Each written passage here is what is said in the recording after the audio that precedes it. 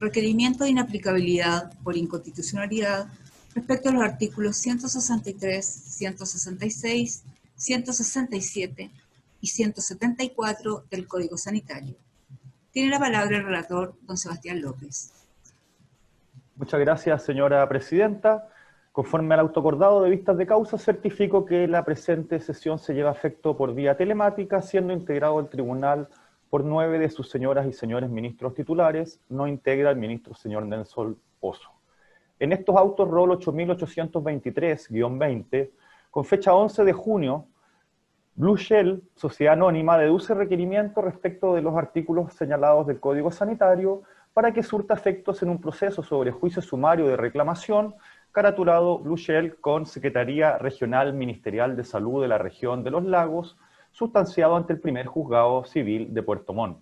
Atendida la extensión y por ser conocidos por el tribunal, en esta presentación no será reproducido el texto completo de los preceptos cuestionados, sin perjuicio que se irá aludiendo a ellos en las partes sustanciales e impugnadas. En cuanto a la gestión en que incide el requerimiento, señala la actora que la Seremi de Salud de los Lagos, por resolución exenta de febrero de 2019, le impuso una multa de 1.000 unidades tributarias mensuales, monto máximo autorizado por el artículo 174 del Código, por infringir los artículos 184 del Código del Trabajo, 3 y 37 del Decreto Supremo 594 de 1999 de Salud, que aprueba el Reglamento sobre Condiciones Sanitarias y Ambientales Básicas en los Lugares de Trabajo, y el artículo 21 del Decreto Supremo 40 de 1969 del Ministerio del Trabajo, que aprueba el Reglamento sobre Prevención de Riesgos Profesionales. Da cuenta de que la resolución sancionatoria consigna que la empresa no cumplió con supervisar adecuadamente los factores de riesgo frente a un accidente que causó la muerte de un trabajador, y que el mismo día del accidente se encontraban fiscalizadores de la Unidad de Salud Ocupacional realizando una visita inspectiva en las dependencias de la empresa, quienes levantaron en la respectiva acta. Frente a ello, la sociedad requerente dedujo reclamación de multa en juicio sumario conforme al artículo 171 del Código Sanitario ante el juzgado civil aludido. A continuación, y entrando al conflicto constitucional sometido a conocimiento y resolución de esta magistratura, se postula que la aplicación a la gestión sublite de los artículos 163, 166, 167 y 174 del Código Sanitario infringe el artículo 19, número 3 de la Constitución en sus incisos 6, 7, 8 y 9, toda vez que el procedimiento en el sumario sanitario y la resolución emanada del mismo, en que la autoridad sanitaria dicta sentencia ejerciendo facultades jurisdiccionales, vulneran el derecho al debido proceso, el principio de inocencia, los principios de legalidad y tipicidad y el principio de proporcionalidad, todos aplicables al derecho administrativo sancionador en tanto manifestación del ius puniendi del Estado. Así, el artículo 163, al disponer que cuando se trate de sumarios iniciados de oficio deberá citarse al infractor después de levantada el acta, el artículo 166, al señalar que bastará para dar por establecida la infracción de leyes o reglamentos el acta que levante el funcionario, y el artículo 167, al preceptuar que, establecida la infracción, la autoridad sanitaria dictará sentencia sin más trámite, vulnerarían el derecho a una investigación y un procedimiento racionales y justos. Lo anterior, toda vez que iniciado el sumario de oficio, la ley ya a priori califica al sumariado como infractor, con la única base de lo constatado por el mismo fiscalizador del servicio, y luego, con el solo mérito del acta, la autoridad dicta sentencia. Así, se constituye una presunción de derecho de responsabilidad y se da valor de plena prueba al acta del fiscalizador, debiendo el juez imperativamente fallar con el mérito de aquella y sin posibilidad del administrado de desvirtuar los hechos y rendir prueba en contrario, todo lo cual vulneraría el artículo 19, número 3 constitucional. Se afecta así el principio de inocencia y el derecho a la tutela judicial efectiva. Por otro lado, el artículo 174, al disponer que la infracción de las disposiciones del Código, reglamentos o resoluciones que se dicten, será castigada con multa de 1/10 de unidad tributaria mensual hasta 1.000 unidades tributarias mensuales, afectaría el principio de legalidad y tipicidad, al reenviarse la conducta sancionatoria a reglamentos o resoluciones y no estar dispuesta en la ley, a lo menos en su núcleo esencial. Y se conculca el principio de proporcionalidad de la sanción, desde que la ley tampoco dispone criterios de multas según la gravedad de la infracción, la culpabilidad u otros, dejando al mero arbitrio de la autoridad la imposición de una multa que puede ir en pesos desde los 5.000 hasta los 50 millones, en un marco de discrecionalidad administrativa que contraría el referido principio de proporcionalidad garantizado en la Carta Fundamental. La causa fue admitida a trámite y declarada admisible por la primera sala de este tribunal y conferidos traslados de fondo a los órganos constitucionales y a las demás partes, fueron formuladas oportunamente observaciones por el Consejo de Defensa del Estado, instando por el rechazo del requerimiento deducido en todas sus partes. En la presentación de fojas 236 y siguientes, el Consejo de Defensa en primer término consigna que en el marco del sumario sanitario, la requirente Blue Shell fue debidamente citada, formuló descargos y adjuntó documentación a título de prueba, por lo que no existe en dicha etapa afectación al debido proceso. Luego, en la reclamación judicial pendiente, la actora impugna la resolución sancionatoria por haberse dado mayor preponderancia al acta de inspección y a un informe técnico que a los antecedentes aportados por ella, junto con alegar la desproporción de la multa. Por cierto, en esta reclamación judicial actualmente está precisamente en estado de prueba, por lo que también está garantizado el derecho a defensa y al debido proceso de la actora, sin que se vislumbre así, en el caso concreto, infracción alguna al invocado artículo 19, número 3 de la Carta Fundamental.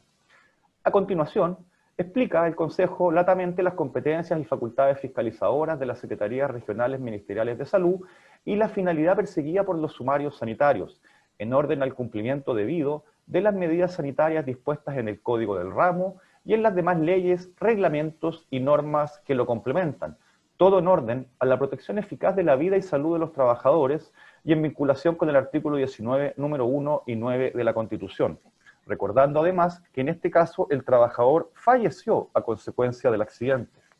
Y agrega que, en definitiva, la sanción administrativa se verifica solo en la medida que la autoridad constate que los hechos son atribuibles al administrado, que los hechos constituyen infracción de ley o reglamento, y fijando igualmente la ley el quantum de la multa, para luego permitir la reclamación en sede judicial contra la misma, como aconteció precisamente en la especie, por lo que no se aprecia así cómo los preceptos impugnados vulnerarían el debido proceso. Agrega que en ningún caso los artículos 163, 166 y 167 vulneran las garantías de la actora, toda vez que además de plantearse en el nivel de inaplicabilidad alegaciones en abstracto que no se condicen con lo indicado respecto del caso concreto, lo cierto es que dichos preceptos en nada infringen el principio de inocencia ni el debido proceso. Tampoco disponen presunciones de derecho, siendo el acta de inspección un medio probatorio más que debe valorarse conforme a la prueba legal tasada, en este caso como un instrumento público, pero que nada impide la defensa y el derecho a rendir prueba por parte del administrado, garantizándole así siempre su derecho a la tutela judicial efectiva. Y, en cuanto al artículo 174, sostiene el Consejo de Defensa del Estado que dicho precepto no vulnera la reserva legal ni la tipicidad, estando el núcleo esencial de la conducta debidamente descrito en la ley, tanto a través del Código Sanitario como del Código del Trabajo, y además estando constitucionalmente autorizada la potestad reglamentaria de ejecución para complementar dichas conductas a través de reglamentos. En fin, la norma es razonable y coherente con el principio de proporcionalidad, por todo lo cual se solicita el rechazo del requerimiento impetrado en todas sus partes. Con fecha 4 de agosto fueron traídos los autos en relación y agregada la causa para su vista en la presente sesión de pleno, se anunció en forma para alegar el abogado representante del Consejo de Defensa del Estado. Es todo, señora presidenta. Muchas gracias. Por el Consejo de Defensa del Estado, y hasta por 20 minutos, tiene la palabra don Alejandro Almonacid Fischer. Muy buenos días, con la venia de este excelentísimo tribunal. Por el Fisco de Chile, el abogado Alejandro Almonacid Fischer da comienzo a su alegato, solicitando desde ya el rechazo del recurso de inaplicabilidad presente, en atención a los siguientes argumentos. Lo primero, excelentísimo tribunal, creo que es importante destacar lo fáctico del cual emerge esta causa, y me refiero en particular al sumario sanitario. Sumario que se gesta en la ciudad de Talcahué, esto es en la isla grande de Chiloé, en donde funciona la empresa Blue Shell Sociedad Anónima. Lo importante es destacar que en una acción de fiscalización de la autoridad sanitaria, de los funcionarios de la Seremía de Salud de la región de los Lagos, especialmente de la unidad de salud ocupacional, se encontraban el día 22 de noviembre del año 2018, efectuando sus labores de fiscalización. En ese contexto es que toman noticia de que dentro del recinto ocurre un accidente laboral, motivo por el cual concurren de forma inmediata al lugar del accidente. ¿Qué es lo importante de esto? Que pudieron tomar conocimiento de forma plausible, in situ, de la dinámica del accidente. Así también, en ese mismo acto, recabaron información importante, tomaron declaración a testigos y a su vez revisaron documentación al efecto. Todo ello fue consignado de forma debida en el acta de fiscalización. Por tanto, lo importante aquí es darse cuenta de que no es una fiscalización cualquiera en donde a posteriori de acontecidos los hechos ellos toman conocimiento, sino que fue in situ. Otra cosa importante es establecer la gravedad del tipo de accidente del trabajo que hubo en ese caso y cuál fue la consecuencia que devino de ello, que es la muerte del trabajador. Es decir, una, podríamos decir, de las consecuencias más graves o gravísimas cuando acontece un accidente en un lugar de trabajo. Dicho eso, señoría, también es dable establecer, y ya me estoy adelantando a una de las cosas que ellos impugnaban, que era el debido proceso, es que fueron debidamente citados. De hecho, presentaron su descargo. Esto fue el día 29 de noviembre del año 2018. Además de ello, presentaron su prueba, es decir, tuvieron su derecho a poder, en el fondo, rebatir las situaciones contrastadas en el acta. Dentro del proceso también está el informe técnico que se emana. Finalmente, esto termina con una resolución fundada. Y digo fundada porque tiene fácilmente 3 hojas la resolución, por el medio del cual se hace cargo de todas las probanzas rendidas, del acta y también del informe de fiscalización. Con todo, se estimó que se infraccionaron las normas del artículo 184 del Código del Trabajo, que en grandes rasgos lo que hace es establecer una protección en cuanto a las labores que ejecuta un trabajador en sus lugares de trabajo en pos de protección de la vida y la seguridad de este mismo, del trabajador. A su vez, ello relacionado con el Decreto Supremo número 594 del año 99 del Ministerio de Salud, el que establece también a grandes rasgos en su artículo 3º y 37, inciso primero, que los lugares de trabajo deben tener ciertas condiciones ambientales y sanitarias en pos de protección también de la vida y la integridad de los trabajadores. Puntualmente, este consiste en el reglamento de condiciones sanitarias y ambientales mínimas de los lugares de trabajo. Junto con ello, se estableció también que habían infraccionado el Decreto Supremo número 40 del año 1964 del Ministerio del Trabajo y Prevención Social. Este aprueba el reglamento sobre prevención de riesgo y particularmente el artículo 21 nos habla sobre las obligaciones de informar de los riesgos por parte de la empresa al trabajador en el desempeño de sus funciones. Ello relacionado al artículo 174 del Código Sanitario, de cual emana en el fondo la sanción. Podríamos decir que ahí está contenido, ya me adelanto, el núcleo esencial o fundamental. Con todo, dictada la sentencia, se impone la multa dentro del rango que establece el artículo 174. Por cierto, la graduación más alta o la multa más alta, que son 1.000 unidades tributarias mensuales. Ello en atención a las consecuencias graves que tuvo la inobservancia en este caso, la normativa administrativa. En ese estadio procesal, ellos implementaron su recurso administrativo y tras lo cual recurren a la justicia ordinaria para que a través del procedimiento sumario, con su demanda de reclamo sanitario, pudiesen eventualmente revisarse los antecedentes y lógicamente las probanzas, solicitando en definitiva que se deje sin efecto la multa que se le había impuesto. Estando ya en la etapa de prueba, se deduce el presente recurso de inaplicabilidad, en donde ellos entienden que 4 preceptos del Código del Trabajo pugna con la normativa del artículo 19, numeral 3 de la Constitución Política de la República. Los 4 artículos son el 163, 166, 167 y 174. El tratamiento que se da a través del recurso lo trata de formas individuales, luego de forma conjunta, y también cuestionando ciertos preceptos en algunos de ellos. En definitiva, si analizamos el recurso en sí mismo, finalmente hay 2 grandes esferas que estiman sea que sea tratado el artículo de forma individual o sea que sea tratado de forma conjunta, 2 o 3 de ellos, entiende que hay 2 grandes esferas que están siendo conculcadas o bien que deberían ser inaplicables por inconstitucional, y se refieren al debido proceso, al proceso racional y justo, y al principio de legalidad. Esos son los 2 grandes tópicos.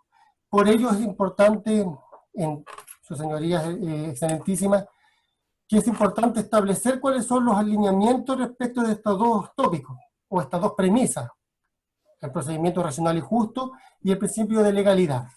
Y al efecto nos puede vislumbrar la propia jurisprudencia que ha emanado de este excelentísimo tribunal.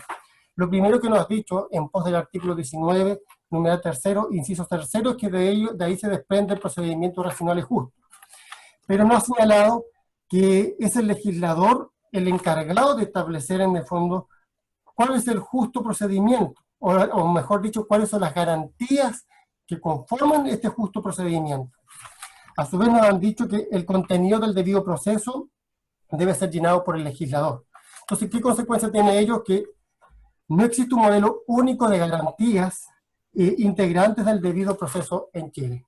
Sin embargo, en la discusión de la Constitución de 1980, que rige hasta el día de hoy, se establecieron ciertos elementos, como cuáles: el derecho a conocer la acción, el derecho a tener defensa, el derecho a presentar pruebas, el derecho a conocer de una resolución fundada, el derecho a presentar recursos.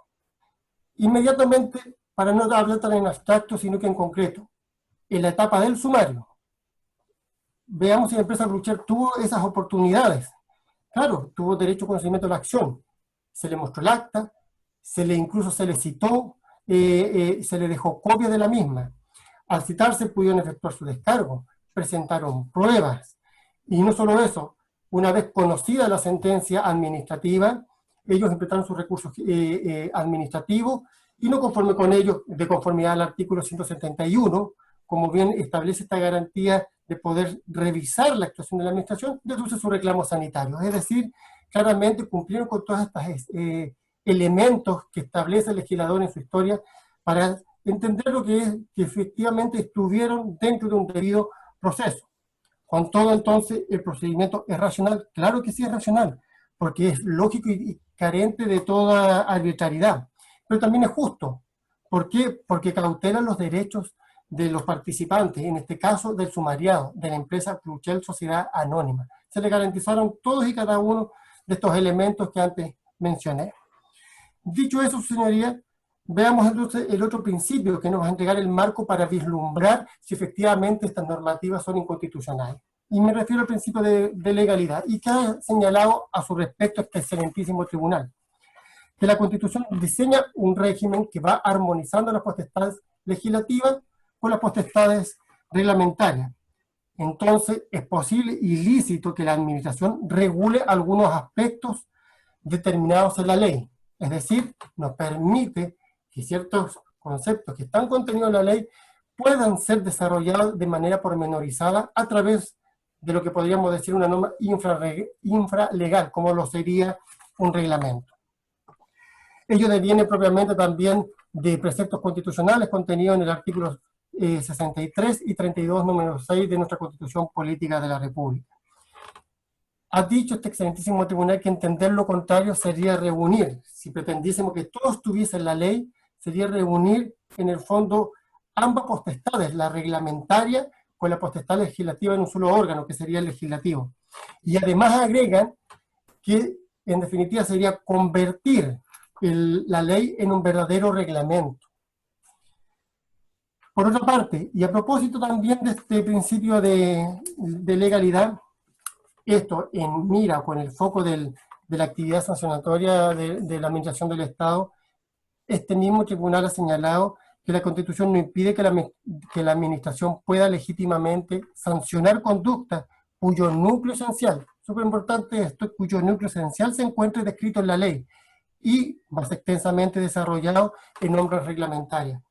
Aquí efectivamente el núcleo fundamental está en la ley, está en el artículo 174, a su vez relacionado con otra ley, que es el Código del Trabajo, en su artículo 184. y de ello deviene luego, bajamos, podríamos decir, a la norma donde se va especificando la conducta esperada por la administración a través de estos reglamentos, llamémoslos decretos supremos, como los que mencioné al inicio de estas alegaciones. Agrega a su turno este excelentísimo tribunal que no es contrario a la Constitución el hecho que un precepto de carácter habilita a un órgano, en este caso de la Administración del Estado, a sancionar en condiciones que no se describen en el mismo precepto todas y cada una de las conductas de ser sancionadas. Consecuencia, la forma, al caso concreto, en que actuó la administración para poder primero determinar la sanción, establecer la sanción y luego hablemos de condenar a través de esta multa, enmarca perfectamente con el mandato constitucional y en los términos o la doctrina que ha imperado fundamentalmente en este excelentísimo tribunal. Dados estos límites que ya señalamos, o estas premisas en cuanto al procedimiento racional y justo y al principio de legalidad, veamos si es cierto que el artículo 163 deviene de todo inconstitucional, cuestión que nosotros creemos que no. Ellos tachan, señoras y señores ministros, que dicho articulado, al hablar del vocablo infractor, per se ya le estaría otorgando una culpabilidad, en este caso al sumariado. Es decir, ya bastando con esa palabra, entienden por sí que se estaría vulnerando el principio de inocencia y se establecería una verdadera presunción de derecho en cuanto a su responsabilidad, sin un procedimiento racional y justo. Ya adelanté que el procedimiento está dado y que ellos, en el caso concreto, mirando desde el punto de vista estrictamente de la tramitación del sumario, tuvieron, y además ejercieron cada uno de estos elementos que mencioné antes, que configuran un debido proceso. Debo señalar que, y me recuerdo que su escrito, o su recurso totalmente tal, no se hace cargo cómo devienen estas normas para el caso concreto en inconstitucional. Olvidan esa situación. Tanto es así que al hablar de debido proceso y ellos mismos anunciar que tienen las probanzas y que las van a rendir en esta etapa procesal que se cuenta pendiente, claramente contradicen su propia fundamentación. Continúo, su señoría, que entonces que la voz infractor en nada deviene con el principio de inocencia. Por lo demás, ellos lo miran desde un punto de vista eminentemente penal, situación que también ya ha señalado este excelentísimo tribunal. Nos aplican todos y cada uno de los preceptos penales cuando estamos hablando de la actividad sancionatoria de la Administración del Estado, mucho menos a este tipo de procedimientos como son el sumario sanitario. Se pueden aplicar, pero de forma bastante más morigerada. Tanto es así que no hablamos de presunción de inocencia y hablamos de ausencia de presunción de responsabilidad. La pregunta es, ¿se presumió la responsabilidad administrativa por ocupar el vocablo infractor en dicha norma? Claramente que no, porque tuvieron acceso justamente a poder desvirtuar la existencia o no de dicha infracción. La voz infractor se refiere netamente a la persona que está siendo objeto del sumario. Nada más que eso. No le otorga ningún efecto jurídico, no le otorga ninguna consecuencia jurídica, no prejuzga por sí, ya insisto, hay un procedimiento y un debido proceso, es decir, no lo transforma en una presunción tampoco de responsabilidad, porque otorga la oportunidad de probar, porque no cumple los tópicos propiamente de una presunción de derecho, como dicen ellos. No hay un hecho base y un hecho presumido por el solo hecho de hablar de infractor. Además que la presunción de derecho no admite prueba al contrario. Aquí ya dijimos, presentaron sus pruebas y el código contempla esa oportunidad. En consecuencia, señoría, en nada deviene este vocablo infractor en inconstitucional. Debo agregar, señoría, y me recuerdo que el mismo artículo señala, el 163, cuando se traten de sumarios iniciados de oficio, dice que se deberá citarse al infractor, ¿ya? Después de levantar el acta respectiva. Punto seguido. La persona citada deberá concurrir el día y la hora en que se señale con todos sus medios probatorios. Esto nos entrega varios elementos. Primero, que hablen distintamente de persona como de infractor.